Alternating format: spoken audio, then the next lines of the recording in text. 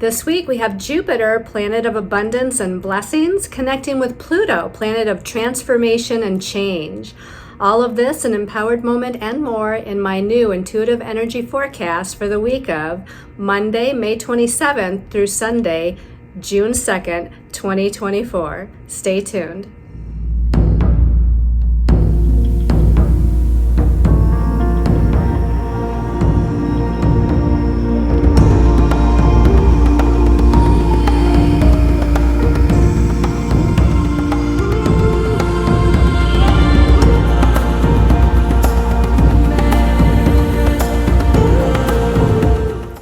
Hello everyone, this is Colleen Lemma, Starseed Astrologer and Spiritual Messenger from Sacred Soul Empowerment, here to do your weekly intuitive energy forecast. And for this week's reading, we'll be using the Light Seers Tarot by Chris Ann for the main message for everyone. Your special message card this week, depending on your stone of choice, is going to be coming from the Sacred Forest Oracle deck by Denise Lynn.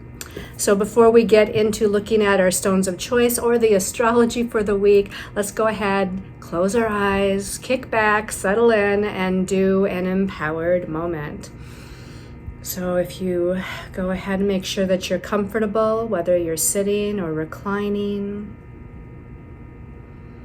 take in a couple of deep breaths and focus on your breathing. Focus on your breath as you breathe in and exhale out. Breathe in and exhale out, letting your body relax with each exhale. Visualizing in your mind's eye that you're surrounded in beautiful golden white light of abundance and prosperity, guidance and messages, protection and healing, the golden white light of Source God, all that is. And imagine as you take your next deep breath that you're breathing that golden white light in to every cell of your body. And as you exhale, imagine a grounding cord coming out of your root chakra, going through the layers of Earth Mother Gaia and connecting with her crystalline heart chakra in the center of the earth.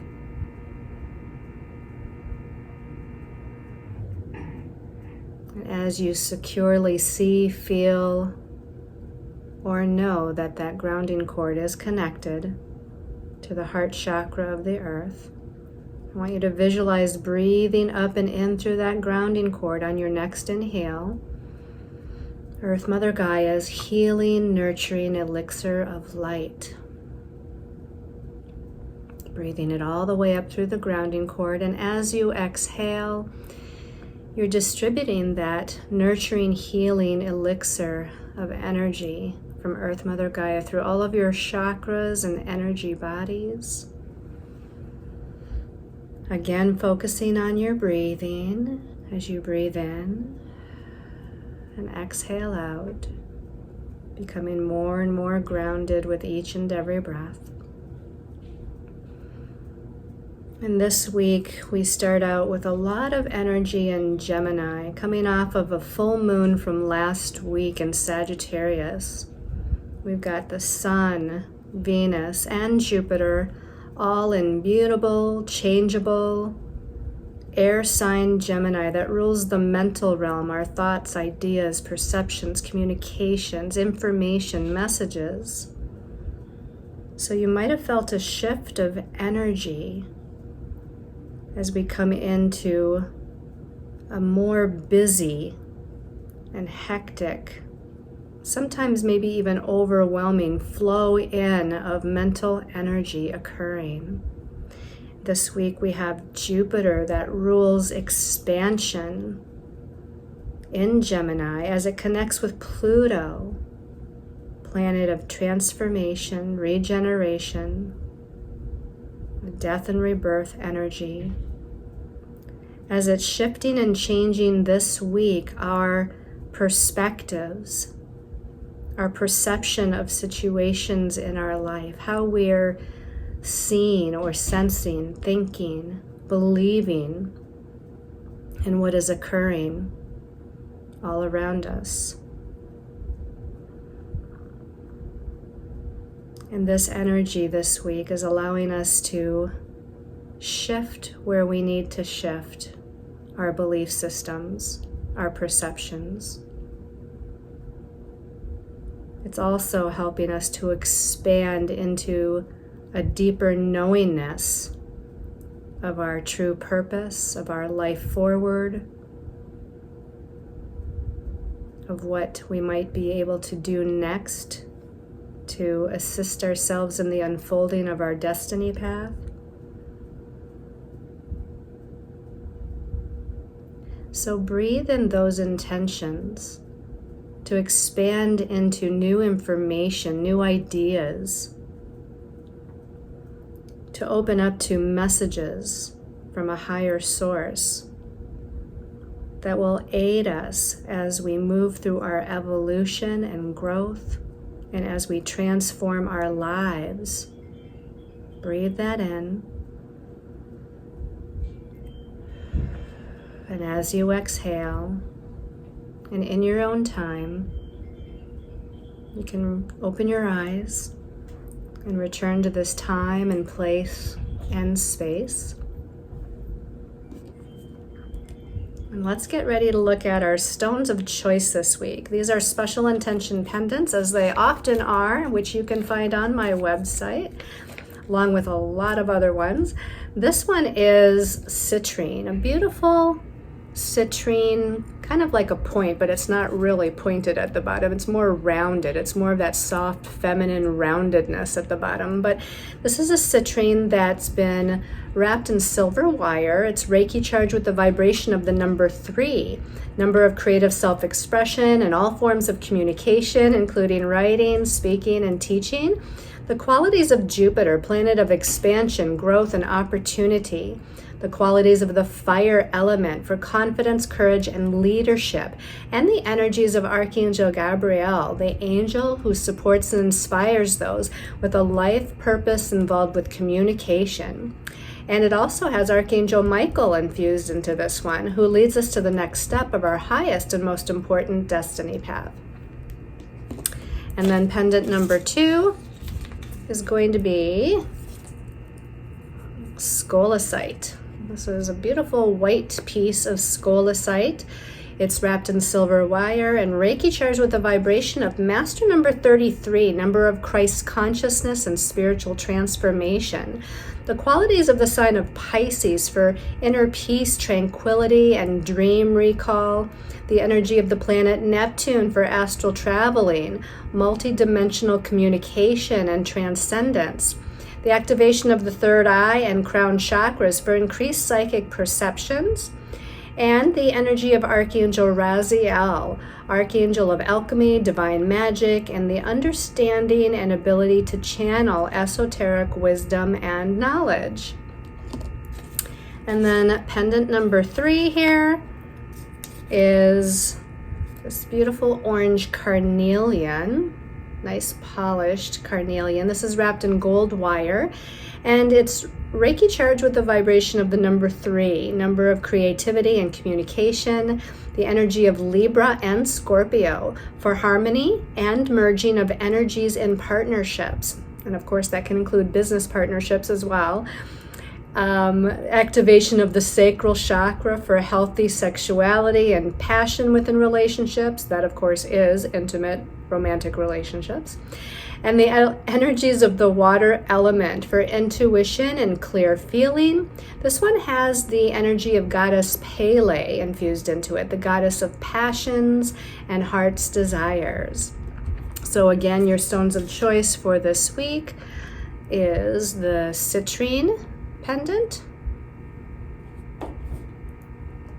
the scolecite pendant, and the carnelian pendant. Okay, so let's talk about this week's astrological energies. We are going to start out on Wednesday, the 29th of May, with Mars, the warrior planet, planet of energy, action, and forward movement in his home sign of Aries. So he likes to move forward fast in Aries. And he's about just a little over halfway through Aries, actually. So you only have a few more days to take advantage of this passionate, get up and go, take charge, leadership oriented, and really kind of move forward fast energy. But on Wednesday, Mars in Aries is going to connect with Chiron, the wounded healer and shaman, who of course also is in Aries. Chiron in Aries is bringing up old wounds, past life wounds, traumas, challenges in regards to our self-identity, our independence, our self-identity, our confidence, our courage, our individuality. I don't know if I repeated myself with all of that, but Mars is going to activate. Mars is an activator planet. So he's going to activate some of these wounds, maybe in situations and circumstances that we're currently in, bringing up these wounds of independence and self-sufficiency and confidence and whatnot. But it also gives us the opportunity for healing as Mars wants to really kind of be motivated, kind of plowing through, if you will, some of these issues and challenges. Now, hopefully he doesn't just like rush on through and not pay attention, but hopefully it gives us the impetus to kind of move through it, understand it, which isn't his strong suit, but to understand where these wounds are coming from, and maybe allow Chiron, the healer, to kind of mend and bring, a sense of ease or reintegration regarding whatever those wounds are and wherever they came from.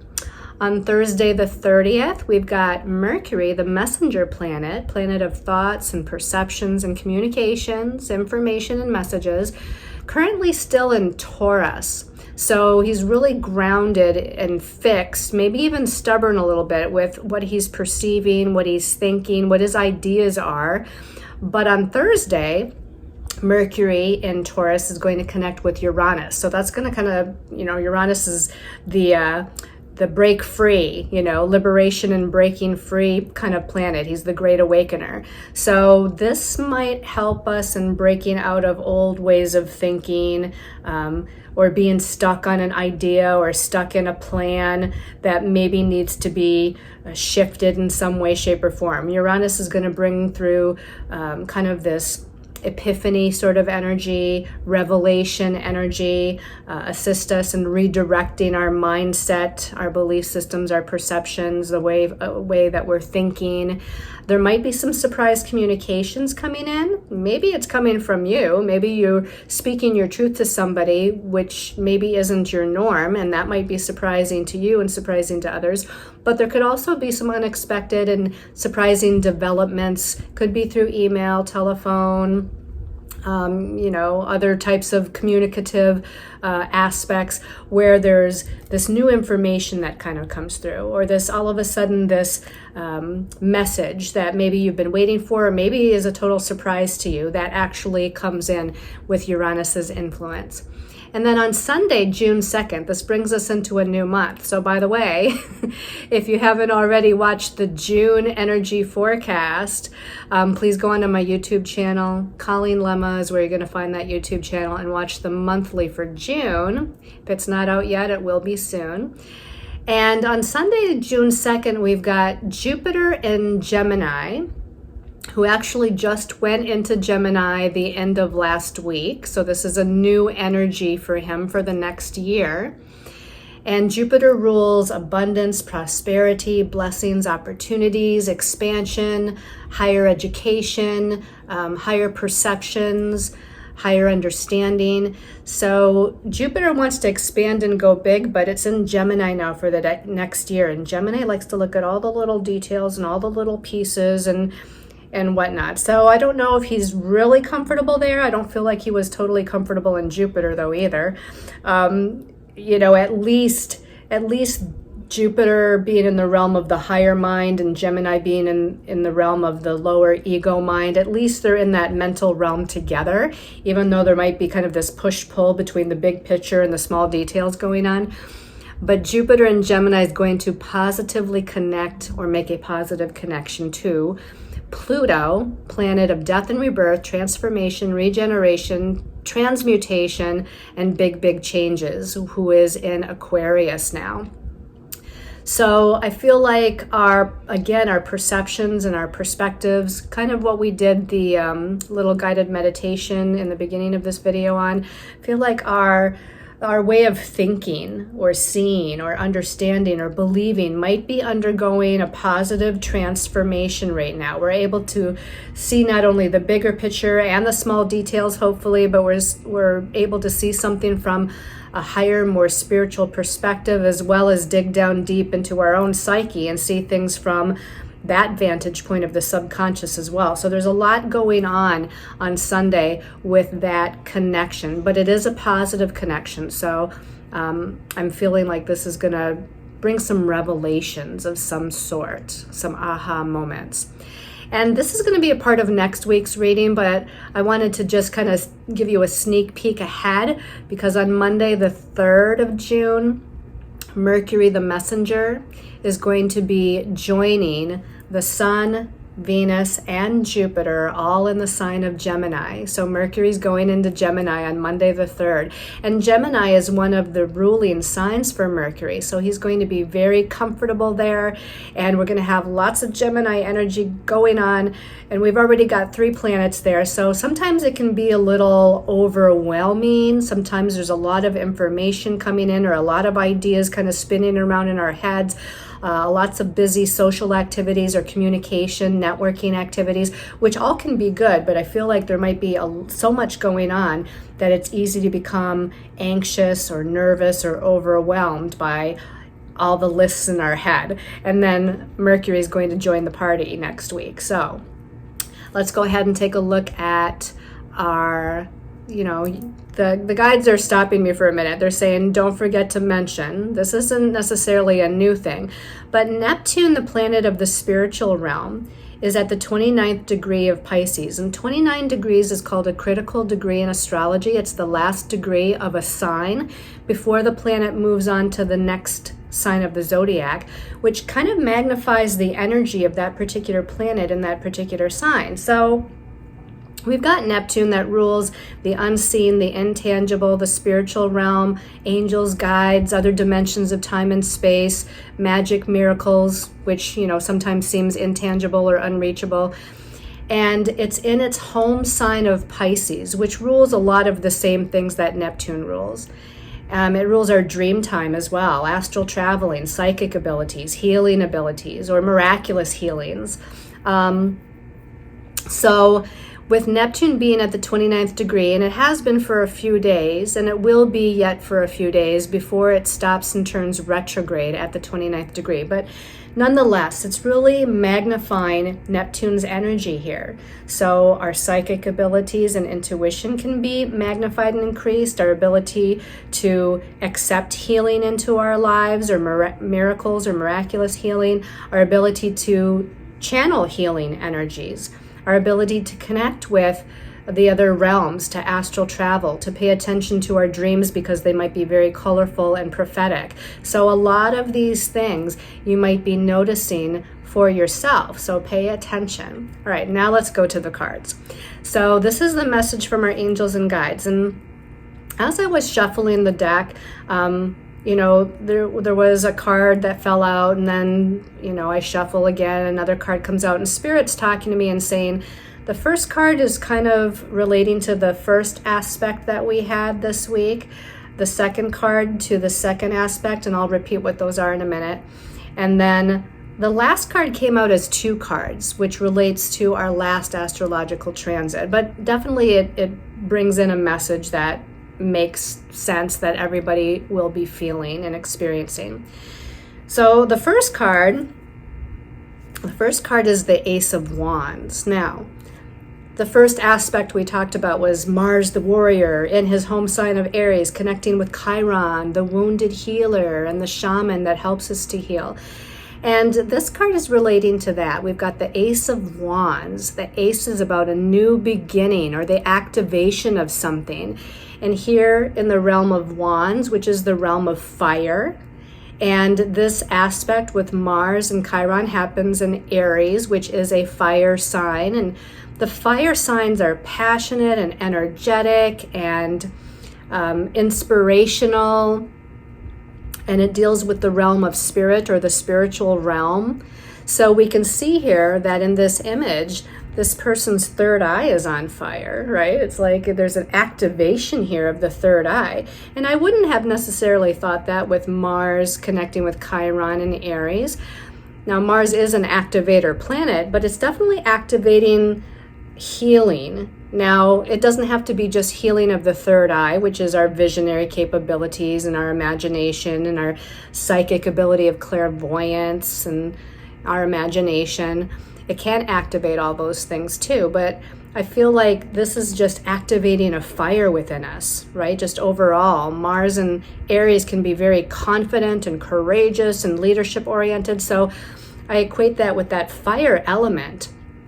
And I feel like the Ace of Wands is activating something new within us, a newfound sense of confidence, independence, leadership, courage, drive, ambition, whatever it is. It's all Aries keywords here.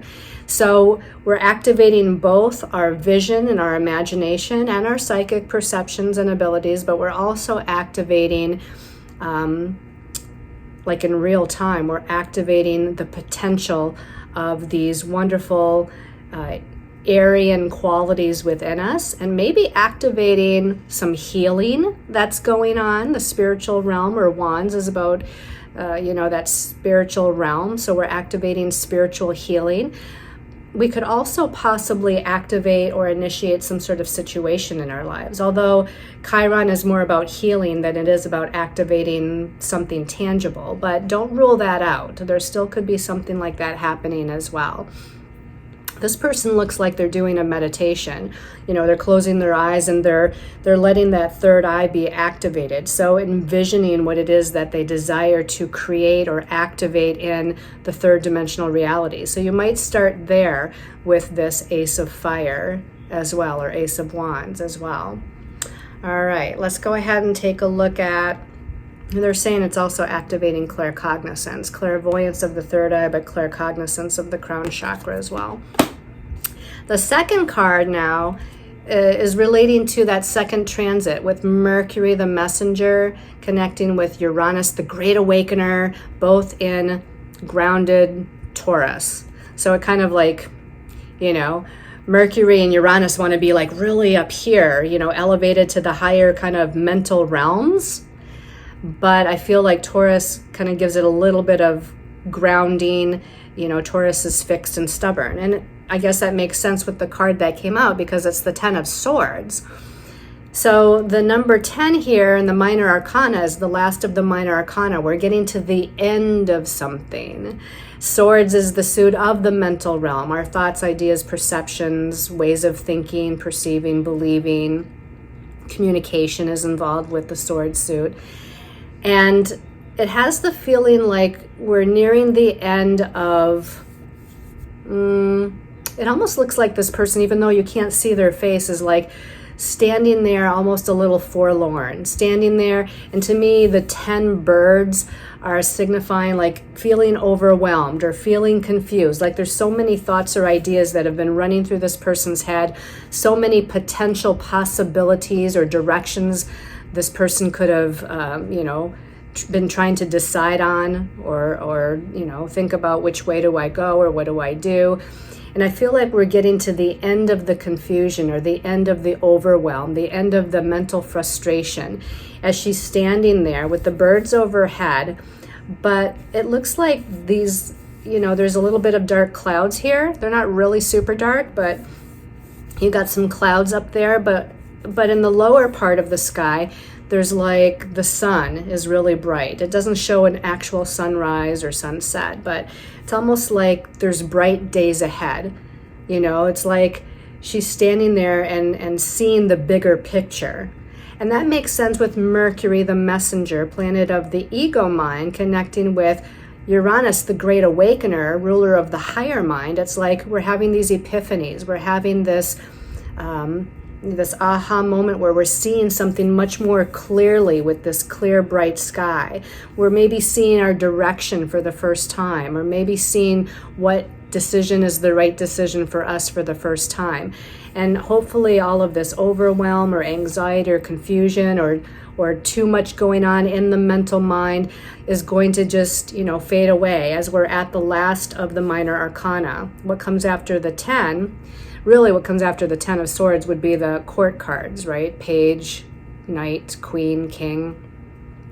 But if we go back to the beginning of the minor arcana cards, we're back at the Ace of Swords, which is then a new beginning. So after whatever this ending is or completion is of a way of thinking and perceiving, we're able to again see the light, have an awakening, have an epiphany, and we're getting ready to kind of go back to the Ace of Swords in a new beginning, a new way of thinking, a new way of perceiving, and maybe in choosing a new direction, newfound sense of clarity that can at some point soon come in.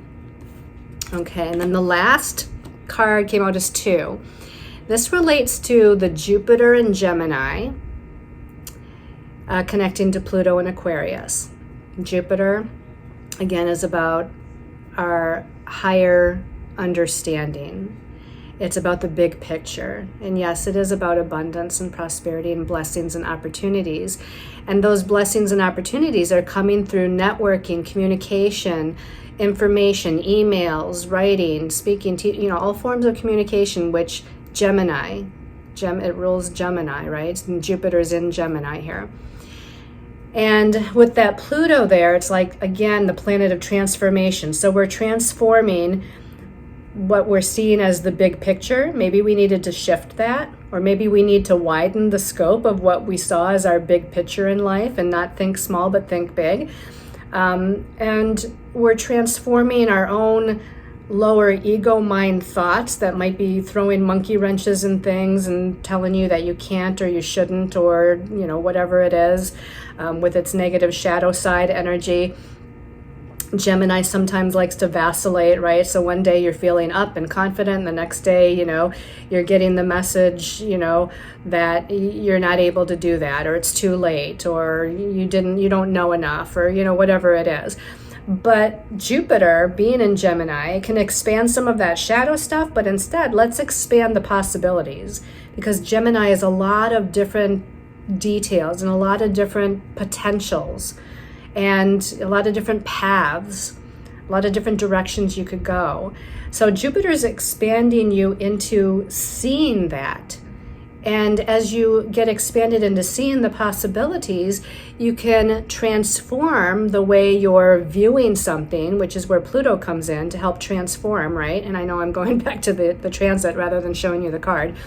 But this is the card that came out. It was Major Arcana number 13, Death and Rebirth. And that's exactly what Jupiter trine Pluto, to me, would be all about.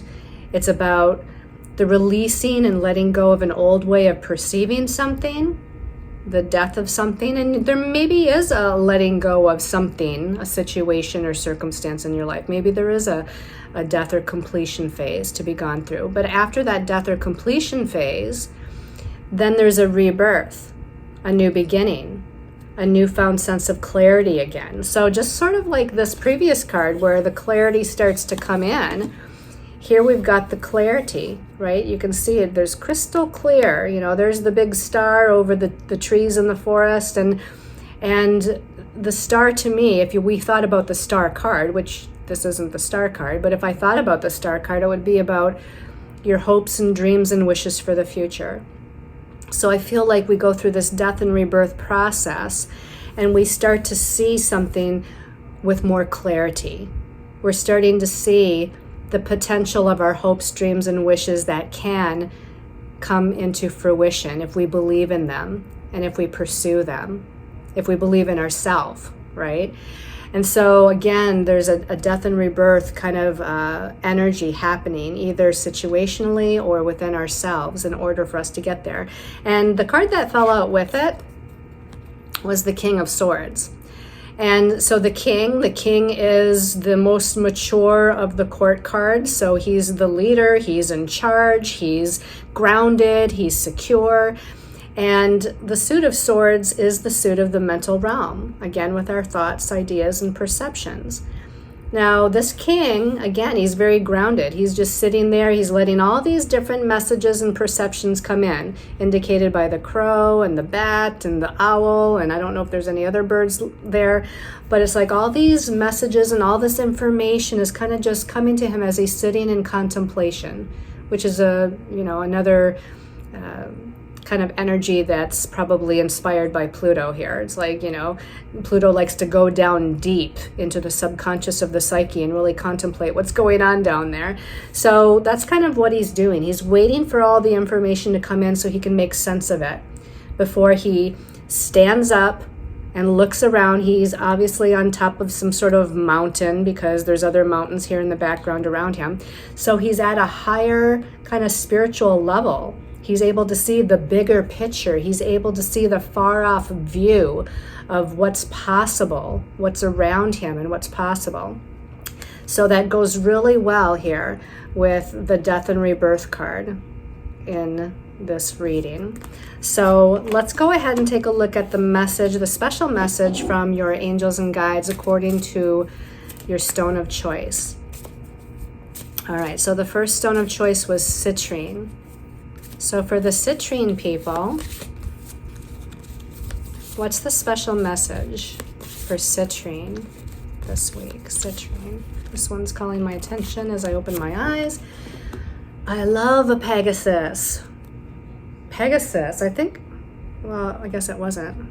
Oh, I know where I saw this Pegasus before. It's on the back of the card. So all the cards have that at the back. So Pegasus, and it says transcending. That's a beautiful message for you this week. You're transcending all that old stuff, all the old challenges, all the old wounds, all the old ways of thinking, perceiving, believing that's going on, all the past life karma. You're rising above. That Pegasus is helping you to rise above and transcend all of that earthly stuff that keeps you kind of tied down, in an ego mind way or a shadow ego mind way. Instead, we're going to rise up. We're going to expand ourselves. We're going to see the big picture. We're going to see all the potential and possibilities that are out there when we ride the Pegasus. Just like if you were a bird, right? If you were a bird flying through the sky, or even when you're like in an airplane, let's be real, right? You're in an airplane, you look out the window, everything looks different, and the earth looks so small, especially when you're taking off or just before you land. You can kind of see this bigger picture of what's going on, and we also see how small the challenges of life really are when we're up there high in the sky. So let the Pegasus help you to transcend all of that stuff that doesn't really matter, and let it inspire you and allow you to see all these possibilities that are there for you, all the miracles and magic that are out there in the universe that can be brought in as you fly high and transcend. All right, let's go ahead and take a look at the special message for the Scolasite people. So Scolasite people, special message for Scolasite people. You know what? This one's calling me. Oh, I love this one, miracles. It says rainbow waterfall. So waterfall, when we visualize a waterfall, it can definitely indicate abundance and prosperity of various kinds. It can also indicate that where we have overwhelming emotions, because water rules the emotional body and the emotional realm. But this picture isn't about overwhelming emotions, because we've got the rainbow of hope, the pot of gold at the end of the rainbow. We've got this beautiful red butterfly activating this transformation in our lives. We've got another purple butterfly over here, which is about new beginnings on a spiritual level. And so the rainbow waterfall is bringing in, again, this magic and miracles. This is actually, if you can kind of make a snapshot of this picture, this is what I would visualize in your meditations. Visualize the waterfall just pouring out its infinite abundance and prosperity, because a waterfall never stops, right? Waterfall is infinite. It keeps going and going and pouring the water in. But we've got the wonderful rainbow of hope and blessings and prosperity and abundance. We've got the two butterflies of change, transformation, colorful, creative energies. And so this also is a wonderful, wonderful message. I love this card for you. All right, and then let's look at the last message of choice was the Carnelian people. So give this a little shuffle. Carnelian. Special message for Carnelian people. Carnelian. You know what? This one that's on my finger. Okay. So this one isn't as expansive as the other two. This one is foggy bog with patience. So those of you that chose Carnelian, you might have to have a little bit more patience. The divine timing isn't quite right yet. It doesn't mean it's not happening, but we have to wait a little bit longer. We have to keep putting in our effort for a little while longer here.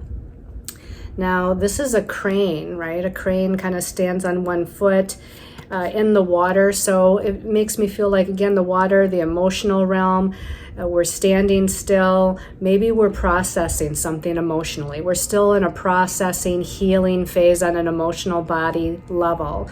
But we do have the sun coming in. We've got the sun starting to come in and shine. It'll dissipate this fog, this lack of clarity.